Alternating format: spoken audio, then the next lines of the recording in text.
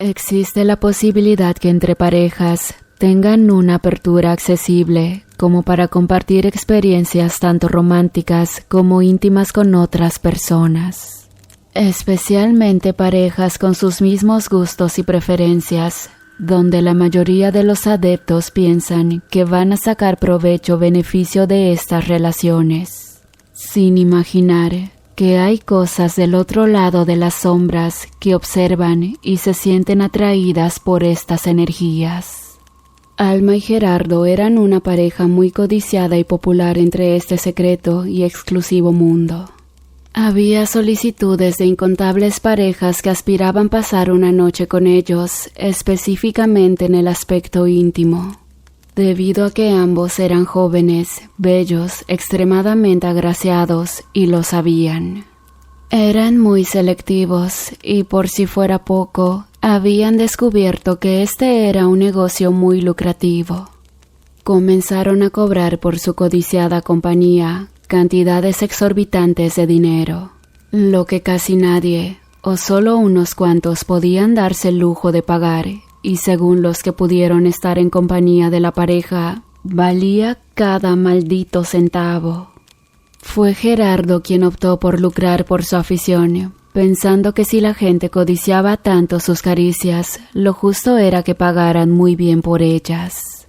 Cabe mencionar que tal decisión les permitía darse el lujo de tener una reunión cada 2 o 3 meses, algo que a Alma no beneficiaba mucho, pues aunque era verdad que los lujos y la manera cómoda y holgada de vida que llevaban era de las estrellas de cine, ella requería atención con mucha más frecuencia. Su naturaleza ardiente y su apetito sexual no eran fáciles de complacer. Aunque al ser Gerardo el dominante, debía acatar y conformarse con lo que le tocase. Las ambiciones de su marido simplemente se basaban en los lujos, el dinero y el estatus social que ostentaban. Hubo un evento muy importante en la ciudad, donde clubes y asociaciones de swinger de diferentes partes del mundo se dieron cita para dar rienda suelta a su pasión y descubrir algunos de los beneficios y privilegios a los que podían aspirar al unirse a uno de estos llamados clubes VIP, donde podían codearse con magnates, celebridades, cantantes, deportistas y estrellas del espectáculo de manera discreta. Gerardo supo que podía sacarle mucho jugo a este tipo de encuentros, así que solicitó su ingreso al club más exclusivo, un club llamado Erebus, donde solo asistían personalidades de la política, del espectáculo y los círculos más elitistas. Sin el consentimiento de Alma y sin considerar que la membresía anual era prácticamente imposible de pagar. Un mes después, se les invitó a la gala de bienvenida. A pesar de lo ostentoso y lujoso de las instalaciones, la belleza de los miembros y la calidez y erotismo del lugar, Alma no se sentía cómoda. De hecho, a leguas se podía notar su estrés, cuando de repente una hermosa joven pelirroja se acercó a ella, presentándose como Liliana. Al momento de tomarle de los hombros, le hizo sentir una sensación que hace mucho no sentía, verdadero deseo y lívido. Asimismo, Gerardo, a pesar de ser hétero, quedó prendado de la pareja de Liliana. Este se presentó ante ellos como Samuel, les invitaron unos tragos y pasó lo que tenía que pasar.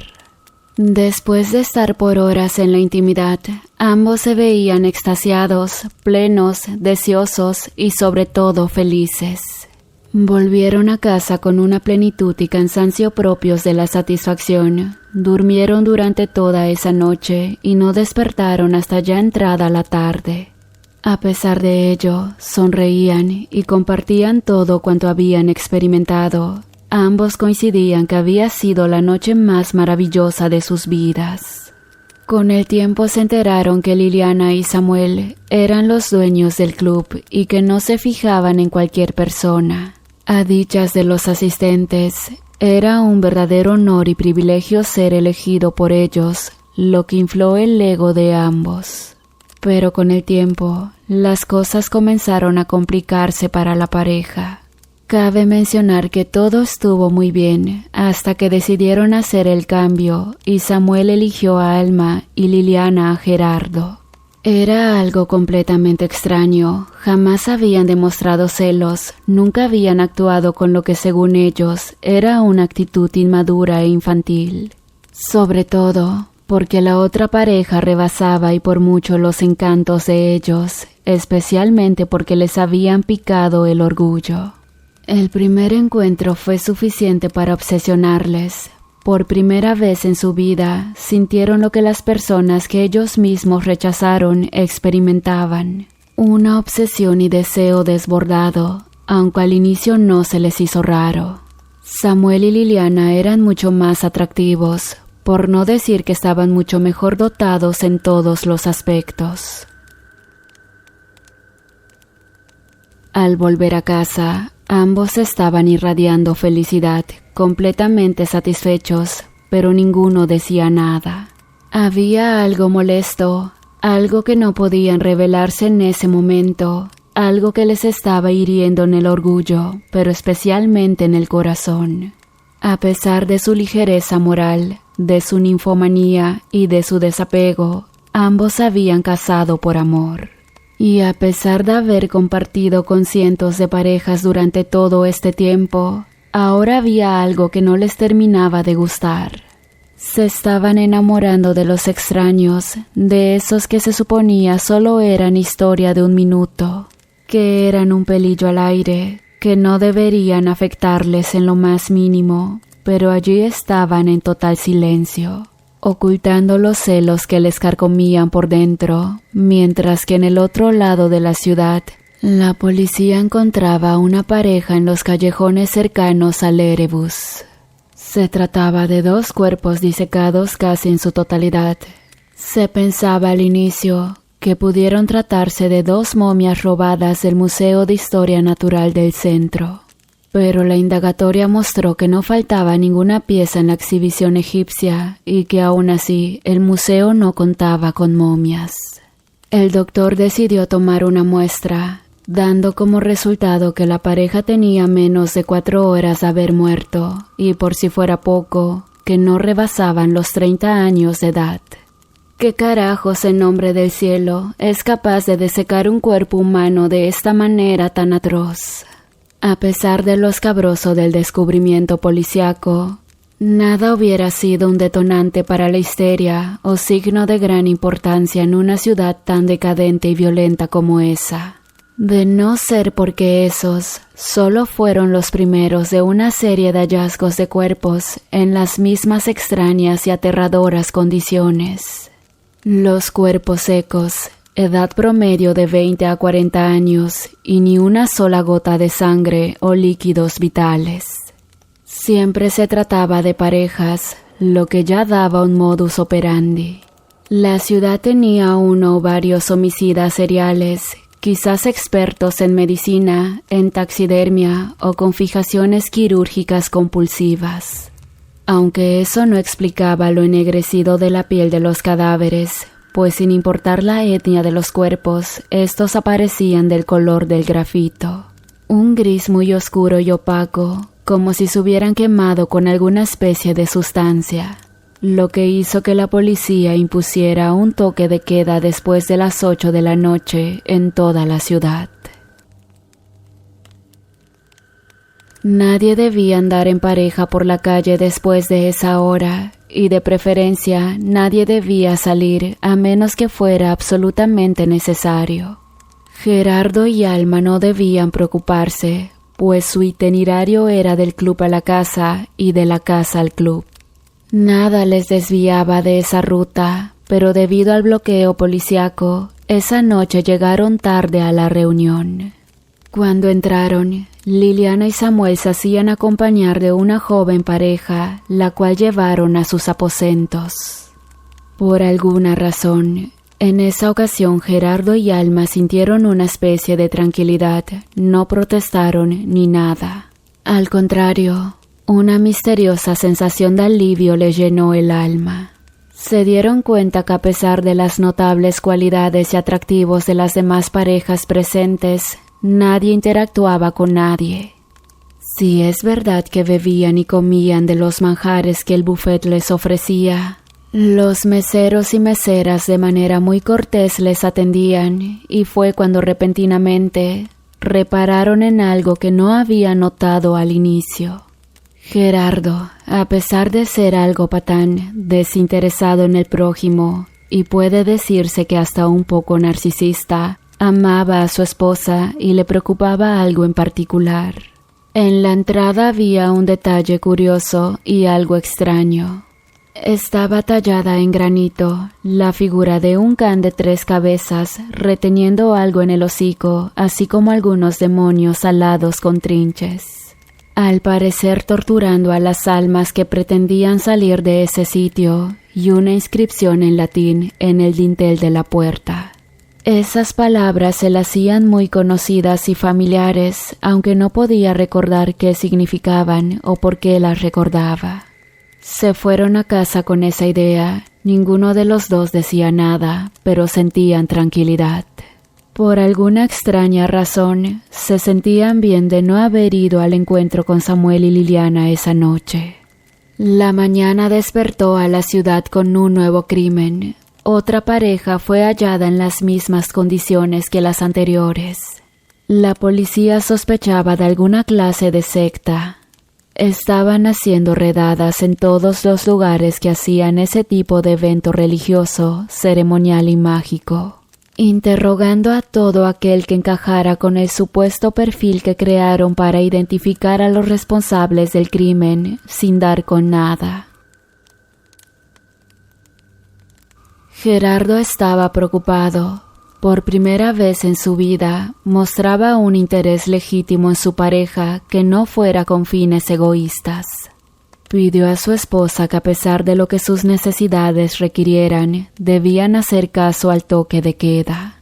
Muy a su pesar, Alma concordó con su marido, pues notaba el temor y la preocupación no solo en su voz, sino en su mirada.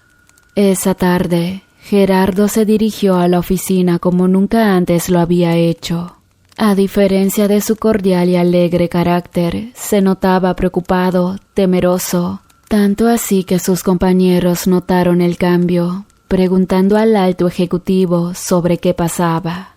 Este no pudo ocultar su preocupación por la serie de misterios homicidios en la zona. Todos guardaron silencio. Si bien no eran personas conocidas, eran habitantes de esa ciudad, y eso provocaba la empatía y el temor de que el siguiente pudiera ser un familiar o amigo cercano o incluso alguien de ellos mismos. Esa tarde en la oficina, a Gerardo se le hizo eterna. Para colmo, llamó varias veces a casa y no recibió respuesta. Llamó al portero de su elegante edificio para ver si le podían dar razón. A lo que el empleado le confirmó que una limusina muy elegante pasó a recoger a la señora Alma, dejando el recado que la membresía estaba pagada. El alma de Gerardo se le fue a los pies cuando escuchó eso, e inmediatamente se dirigió a la jefatura de policía. Con todo el dolor de su corazón, debía revelar el secreto de las actividades íntimas de él y su mujer ante una bola de extraños, quienes a pesar de sus prejuicios no hicieron sino intentar confortar al afligido esposo. Y apartando de sí la vergüenza, el magnate financiero les llevó a su casa, donde buscaron por todas partes algo que les indicara si se trataba de un rapto o algo por el estilo. Pero no había señales de violencia. Buscaron toda clase de huellas, pero no hallaron nada fuera de lo común, excepto por un sobre donde estaba el recibo en blanco del pago de la membresía del Club Erebus, con la nota al pie con un sello de pagado. Gerardo temió lo peor. Acudieron al lugar, pero donde antes había un ostentoso y lujoso club nocturno, ahora solamente había polvo, abandono y un cuerpo desecado aún en peores condiciones que el anterior. A pedido de Gerardo, se le hizo todo tipo de pruebas de ADN, pero no se trataba de Alma. De hecho, no existía un registro local o nacional sobre la identidad de esa mujer. Durante horas, Gerardo, junto con la policía y expertos, buscaron por todo el edificio algún indicio que les llevara a dar con el paradero de Alma, pero no había nada que incriminara a nadie. Uno de los peritos era un viejo antropólogo forense, el cual comenzó a pedir más luz en un rincón donde estaba una puerta clausurada. Qué interesante, dijo el anciano maestro, a lo que los detectives le preguntaron qué se le hacía tan interesante. El profesor dijo que lo que estaba en el piso, bajo las alfombras, no se trataba de manchas al azar, eran sigilos de invocación, del tipo que se utilizaban en los rituales paganos para pedir la fertilidad, y otros para solicitar la presencia de deidades ancestrales muy oscuras. Y la misteriosa inscripción en la puerta se traduce como que abandone toda esperanza a quien atraviese esta puerta. «Qué curioso», dijo el legista. «El club se llama Erebus, ¿no?»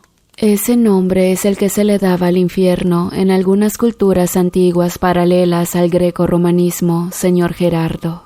Dígame, ¿tiene algo que nos pueda ayudar aún más para dar con el paradero de los plagiarios? Estamos ante una secta muy peligrosa aquí. Bueno, solo sé que se llaman Samuel y Liliana. Rió escandalosamente el profesor, a lo que el jefe de detectives preguntó a qué se debía su reacción. ¿Qué? ¿No es obvio? Los detalles, los sigilos, las invocaciones, la advertencia en la puerta. Estamos ante fanáticos religiosos satánicos. Samuel y Liliana aluden a los nombres de Samael y Lilith, los caídos originales, los padres de todos los demonios. Esto es grande. Mientras los representantes de la ley anotaban y recogían todas las evidencias, Gerardo volvió sumamente mortificado a su casa. No podía creer que su esposa estuviera en algún lugar siendo presa de ese tipo de personas. Se culpaba a sí mismo por haber sido tan débil, por no haber puesto más atención en los intereses de su esposa, por no haber tenido la preocupación de detener todo antes de que fuera demasiado tarde. Pero recordaba que Alma casi siempre salía de las sesiones de intercambio frustrada, insatisfecha e incluso hasta triste. Posiblemente se debiera a que lo que en realidad buscaba era la aprobación de su marido. Gerardo lloró por primera vez de genuino arrepentimiento ante algo que siempre estuvo ante sus ojos y nunca pudo ver.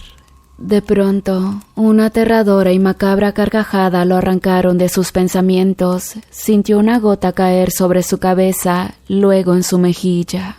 Al tocarla pudo ver que era sangre, y al mirar hacia el cielo raso de su habitación, algo similar a una membrana de rojo carmesí estaba posando sobre toda la superficie. Era lo que goteaba el vital líquido. Luego, una voz entremezclada entre hombres y mujeres le habló. «¿Culpa, Gerardo? ¿No crees que ya es demasiado tarde para sentir culpa? Tú mismo orillaste a Alma a ser en lo que se convirtió. No bastaba con tratarla como un objeto de colección al cual podías presumir entre tus amigos, sino que la forzaste a hacer algo que ella no quería. Luego la juzgaste cuando lo único que ella hizo fue complacer tus bajezas». El empresario no podía creer lo que estaba viendo y escuchando. Trató de limpiarse los ojos pensando que se trataba de una ilusión. Pero al momento, la membrana sangrienta reventó, bañándolo totalmente de sangre. «Esta es la sangre de los inocentes», continuó la voz. «La sangre que personas como tú han derramado a través de la historia para saciar sus más oscuros y lascivos placeres, sus apetitos más depravados y sus preferencias más atroces. Esto es la sangre bestial que me alimenta desde el nacimiento de la humanidad». «¡Dios mío!», gritó Gerardo. «¿Dios?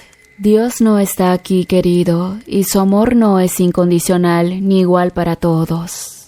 Él aborrece a los seres como nosotros, como tú y como yo. Gerardo trataba de hacerse despertar de lo que él pensaba que era una especie de pesadilla o alucinación, pero eso era real. Otra carcajada espeluznante se burló del hombre, recordándole que el problema no era compartir el amor de su esposa con otras personas, sino venderla como un objeto. La convertiste en una ramera, un objeto sexual disponible solo al mejor postor. Tú vendiste a tu esposa. No es el acto en sí lo que te condena, sino el motivo, pues ella lo hacía para complacerte, pero tú la obligaste por negocio. Eso es lo que envilece tus acciones, mortal, y justo cuando ella comenzaba a abandonarse al placer que siempre deseó. Aquel que siempre mereció, y tú le negaste, le quitaste ese privilegio nuevamente por tu interés, y eso es lo que te hace tan o más miserable que nosotros. Gerardo rasgó su camisa, maldecía y se azotaba contra el piso. No soportaba las acusaciones de esa masa informe. «Mientes, yo amaba a mi esposa, yo la quería». «¿Y por qué nunca se lo demostraste? ¿Por qué no la sacaste de este mundo de decadencia y perdición?» Simplemente dejaste que se consumiera en la soledad y queriendo enmendar tu falta, le pediste resguardarse de los homicidas sin saber que éramos nosotros. ¿Qué? ¿Quién eres? ¿Qué eres?, preguntó Gerardo. A lo que del centro de la membrana sangrienta se comenzó a formar la figura de Liliana. Totalmente bañada y como si fuese parte de la misma sanguinolenta materia que pendía del techo, de las paredes e incluso del mismo ambiente. Yo soy Lilith, la esposa y emperatriz de Samael, a quienes los mortales conocen como Luzbel o Satanás. Soy la madre de todos los monstruos, reina del Erebus, nodriza de todos los pecadores, madre de demonios, vampiros y bestias nocturnas. Soy la reina del cielo y el infierno por igual, y no importa cuánto busques a tu esposa, ha sido arrebatada de ti, porque no la mereciste. No hiciste bien, ni hiciste mal, nunca fuiste sino un hipócrita egoísta, por ello se te ha arrebatado lo que no supiste amar. Pero no temas, no se le ha hecho daño, al contrario, la he tomado como una de mis hijas, como una súcubo, una más de mis ángeles guardianes de la oscuridad, para que vele los sueños de muchos adolescentes y hombres solitarios y me traiga su energía vital. Y si te preguntas por qué encontraron esos cuerpos secos en las calles por tanto tiempo, eran aquellos que, aunque no lo creas, se portaban peor que tú, Gerardo. Unos verdaderos degenerados que no reparaban en consecuencias para saciar sus nefastos apetitos y sus retorcidas fantasías. Deberían agradecerme el haberlos librado de esos, pues de no haberlos consumido, quizás las noticias mostrarían a cientos de inocentes ultrajados y asesinados por las calles de la ciudad. Algunos de ellos les gustaban especialmente los niños, y sobre ese cuerpo solitario que encontraron en la construcción abandonada solía ser un cardenal. Pero debido a que las leyes de muchos países le seguían la pista por sus asquerosos crímenes, prefirió cambiarse de sexo. Pero a mí no se me oculta nada, ni se me puede engañar. Lo descubrí justo antes de desaparecer el club. Venía buscando diversión, pero creo que no le gustó el servicio. Finalmente, la reina de los infiernos le hizo un regalo de despedida a Gerardo. Le permitió ver a Alma como súcubo por última vez. Luego de ello, le besó la frente y desapareció lentamente entre las sombras de la noche. Al momento de desaparecer, Gerardo enloqueció. Sus gritos hicieron que los vecinos llamaran a la policía, pues pensaban que estaban matando al pobre hombre. Después de 15 largos años, al fondo de los separos de pacientes de alta peligrosidad, hay una celda la cual está sola, en la que habita Un hombre que delirante grita por todas las noches, hablando de demonios, de vampiros, de monstruos y de súcubos. A pesar de todos los esfuerzos de especialistas, de la incontable cantidad de sedantes, terapias, tratamientos, el paciente de la celda 109 nunca se recuperó. Narraba un viejo antropólogo forense a sus alumnos, mientras uno de ellos le preguntaba qué significaba la inscripción, que a dichas del doctor, el paciente pidió se escribiera sobre la puerta.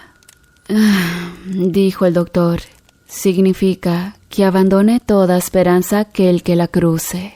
Es la inscripción de la puerta del Erebus o infierno en la Divina Comedia de Dante Alighieri.